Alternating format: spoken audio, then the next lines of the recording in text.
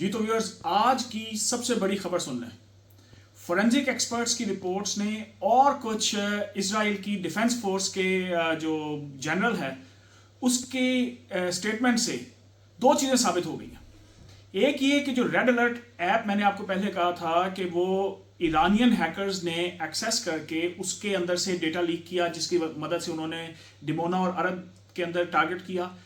और ये दूसरी बात ये कि जो आईडीएफ के जनरल ने एक्सेप्ट किया, एक तरह की एक्सेप्टेंस मैं आपको आगे चल के बताता हूँ कि कैसे किया, कि उनका आयरन डोम नहीं, डेविड स्लिंग जो है वो ईरान के मिसाइल्स को इंटरसेप्ट करने में फेल हुआ। ये सब कुछ जो है वो आज मैं आपको आगे चल के बताता हूँ, लेकिन उससे पहले आपसे रिक्वेस्ट कि प्लीज़ चैनल को सब्सक्राइब करें और अगर वीडियो अच्छी लगे तो उसको लाइक एंड शेयर कर दिया करें।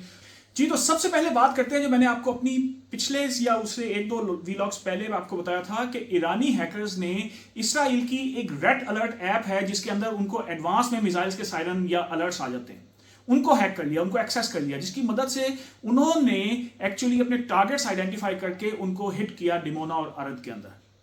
उसकी अब जो है क्लाउड एसी के, मैंने आपको पहले भी एक कहा था, क्लाउड एसी के एक रिसर्च टीम है और चेक पॉइंट रिसर्च टीम, इन दोनों ने अपनी फोरेंसिक रिपोर्ट दे दी है। और उस फोरेंसिक रिपोर्ट में उन्होंने जो एक cloned alert red alert app थी उसको उन्होंने रिवर्स इंजीनियर किया। और रिवर्स इंजीनियरिंग में उनको ये पता चला कि ये दो चीजें पता चली। एक ये कि जहां से ये कंट्रोल हो रहा था, जो इसका कमांड एंड कंट्रोल था, जिसको C2 सर्वर कहते हैं हम टेक्निकल लैंग्वेज में, वो उसके जो आईपीज हैं वो नॉन हिस्ट्री के अंदर APT जो है प्रेसिडेंटेड थ्रेट ग्रुप्स, APT ग्रुप्स, उनके वो जो है आईपी एड्रेसेस थे जो कि लिंक्ड हैं directly with Iranians. Normal Iran के जनरल आईपी एड्रेसेस नहीं थे, ये वो नॉन थ्रेट आईपी एड्रेसेस थे जिनको वो ऑलरेडी उनकी हिस्ट्री में था कि जनाब ये ईरानियन जो है वो पासदार इस्लाम के ग्रुप्स से या उनसे लिंक्ड ग्रुप्स के साथ वो था। वन नंबर टू, उन्होंने रिवर्स इंजीनियरिंग के जरिए जो फोरेंसिक किया उसके अंदर उनको पता चला कि ये जो क्लोन ऐप थी, बेसिकली वो क्लोन ऐप जो है वो डेटा चोरी कर रही थी। और डेटा चोरी करके क्या हुआ, ये एक्चुअली इंपॉर्टेंट है। वो डेटा चोरी क्या हो रहा है, उसका जीपीएस लोकेशन, उसके मैसेजेस, उसके कॉन्टैक्ट्स, उसके जो है कम्युनिकेशन, उसकी इवन उसका माइक्रोफोन, उनके पास, हैकर्स के पास ये भी एक्सेस थी कि वो जब चाहे माइक्रोफोन ऑन करके उधर की कम्युनिकेशन सुन लें। अब सवाल ये पैदा होता है, मुझे एक्चुअली पिछले वीलॉग के बाद भी कुछ लोगों ने पूछा कि यार ये इसके साथ ऐप को या फोन को एक्सेस करके या हैक करके टारगेट आइडेंटिफाई कैसे हुआ। बेसिकली उसको मैं थोड़ा सा आपको बताऊं कि दो चीजें हैं उन व्यूअर्स के लिए जिन्होंने उसके ऊपर कंसर्न शो किया कि जनाब ऐप कैसे जो है वो यूज हो सकती है टारगेट आइडेंटिफाई करने में।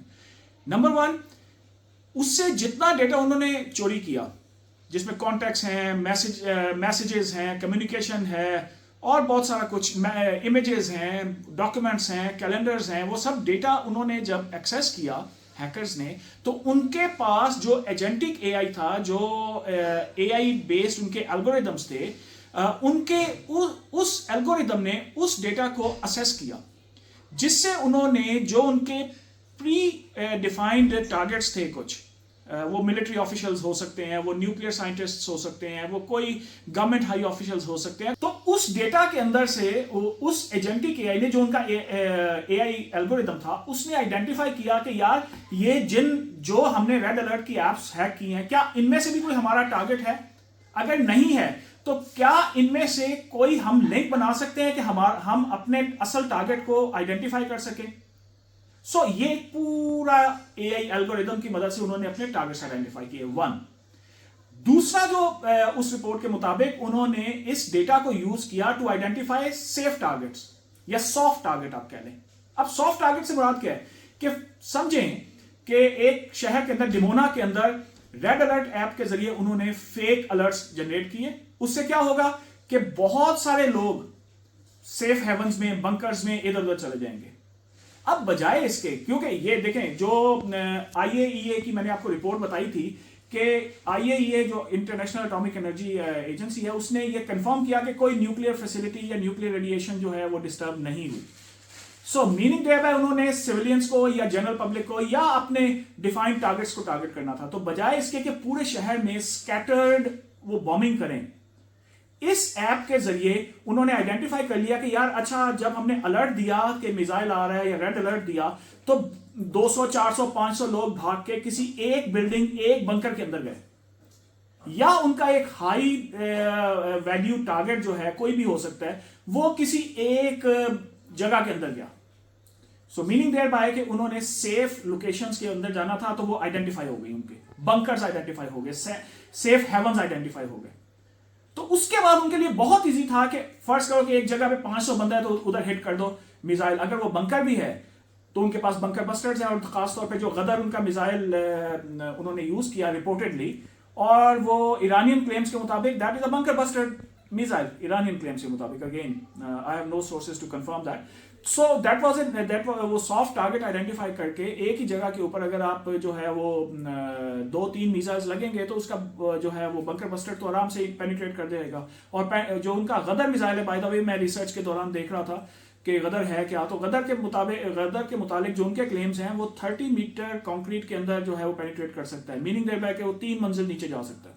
सो that is something to do with the kinetic expert, I am not that. तो मैं टेक्निकल साइड पे ही रहूंगा, लेकिन this was just an information to share with you. तो ये था, ये दोनों चीजें जो है, अब जो मैंने आपको पहले इन्फॉर्मेशन दी थी, अब वो फोरेंसिक रिपोर्ट्स के साथ भी कंफर्म हो गई हैं। अब आते हैं दूसरी साइड पे, विच इज आयरन डोम या डेविड स्लिंग या arrow.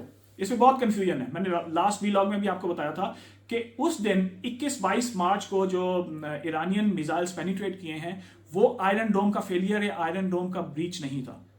This was a breach और DDoS attack on David Sling. Iron Dome low range के लिए है, जो डेविड स्लिंग है वो मिड रेंज के लिए है, और उसके ऊपर एक थर्ड टियर है उनके डिफेंस की, दैट इज एरो 2 और 3, that is for long range या हाई रेंज। ये बेसिकली ये रेंज ये नहीं है कि कितने किलोमीटर किसी मिसाइल ने हिट करना है, this is basically the height of the missiles which is coming in.